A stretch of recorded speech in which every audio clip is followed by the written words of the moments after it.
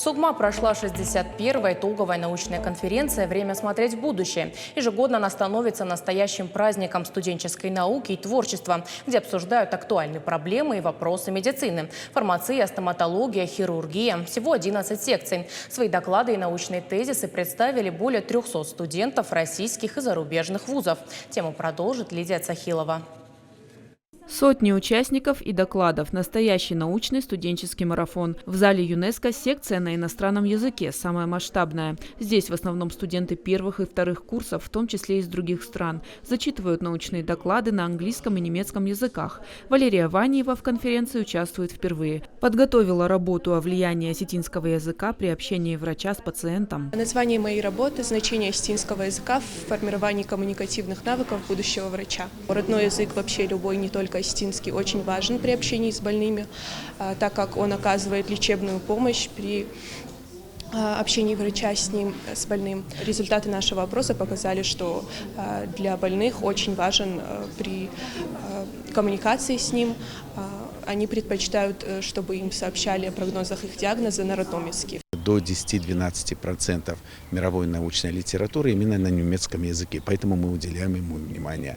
75% мировой научной литературы именно в сфере медицины, в том числе на английском языке. Поэтому мы считаем, что нужно подготовить будущих научных работников, которые владеют еще 2-3 иностранными современными востребованными языками. А студентка лечебного факультета Екатерина Хистанова участвует в конференции уже 5-й год подряд. Свою научную работу представила на секции «Внутренние болезни». 2 года готовила ее со студентом 6-го курса Асланом Кочиевым. Наш доклад на тему кардиотоксического действия, кардиотоксического эффекта антрациклинов у больных раком молочной железы. Это довольно-таки интересно, это довольно актуальная тема, так как большинство, даже не большинство, а половина пациентов с раком молочной железы умирают не вследствие онкологического заболевания, а вследствие кардиологических осложнений данного заболевания.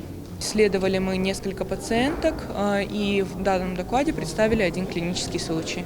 Оценивает научные труды студентов экспертное жюри. Как результат – диплом 1-й степени. Ощущения, как всегда, потрясающие. Мы уже не первый раз занимаем первое место на данной научной конференции.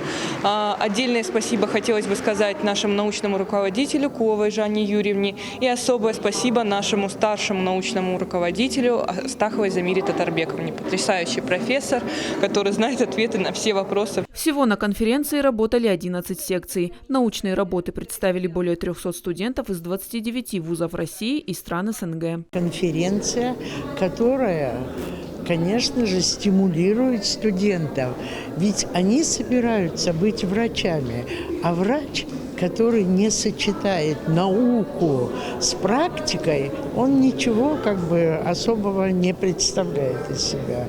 Очень хорошие доклады привезли с собой Дагестан. Прекрасные доклады. Они касались неврологической проблемы. Конкурсный отбор прошли 217 научно-исследовательских работ. Из них 122 за авторством студентов медакадемии. Лучшие работы удостоены специальных дипломов. В дальнейшем они помогут молодым ученым при поступлении в аспирантуру. Лидия Цахилова, Алана Бзыкова, Игорь Войцеховский. Новости Осетии.